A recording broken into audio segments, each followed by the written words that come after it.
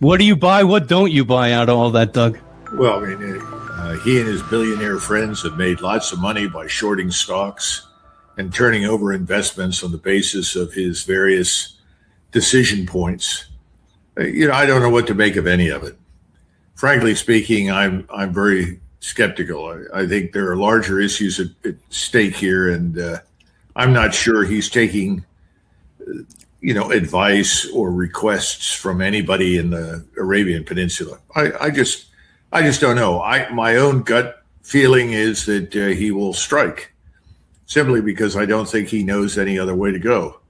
He's trapped himself, frankly, in a very difficult position that he can attribute to his own big mouth. He's the one that said they've got to give up their enriched uranium, can't have that. They've got to open the Strait of Hormuz. Well, the Iranians have been pretty clear on that point, that they're not going to open the strait because he wants them to, and they're not going to give up their sovereignty and independence by turning over enriched uranium to the United States or anybody else. So I have great difficulty taking the whole idea seriously that we're talking to them at all. I just don't buy it. We have an 8-letter word for it in Philadelphia, but I don't want to repeat it on the air. No, FUBAR. That's not 8 letters. Now, come on, Gary. Oh, okay. I'm sorry. You're right. I just immediately went to that. The FUBAR was would be another perfect substitute for that. Doug, back let me pull this up here.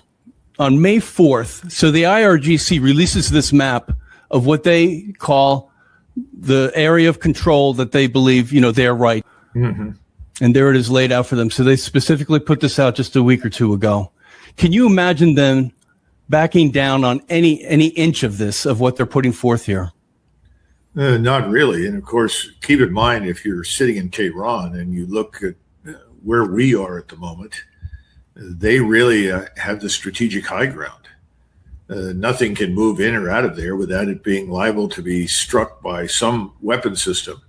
Cruise missile, tactical ballistic missile, unmanned system, small boats, large boats, whatever. So I don't see any evidence that they're about to give this up.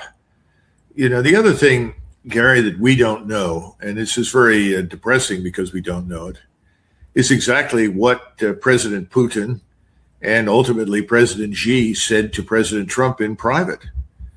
I mean, I think whatever they had to say, Putin obviously on the phone and then subsequently in face-to-face meetings with President Xi, they told him there would be, quote unquote, unspecified consequences if he took the decision to go ahead and restart the war with Iran.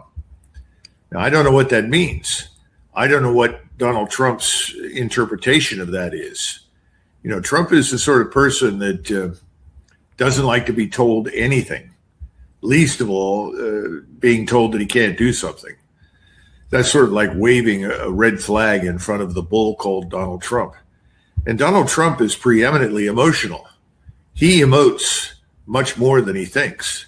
He doesn't take the time to study anything, to understand what he's dealing with, which is one of the reasons we got into this conflict to begin with. He never really understood Iran. If he had even bothered to spend some time reviewing what the war between Iran and Iraq produced, and the fact that the Iranians sustained somewhere between 500,000 and 800,000 casualties, and roughly 50% of that dead, then he might have had an appreciation for the willingness and readiness of the Iranians to resist. But he didn't do that.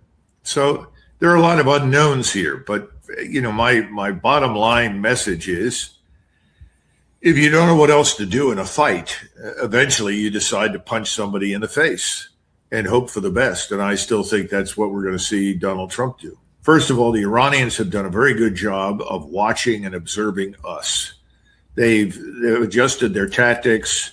They've deployed their weapons in such a way that are designed to not just best protect them, but also to defeat us. They know from where we are likely to attack, what avenues of approach we will use. These are in the air. They know where the missile flight paths are likely to be. And the bottom line is they're preparing for all of that. And I think, frankly, from what I am gleaning from open source material coming from overseas largely, but not exclusively. I think the Iranians are now better positioned to take us on than they were at the beginning of this war. آنچه در مورد ما میگویند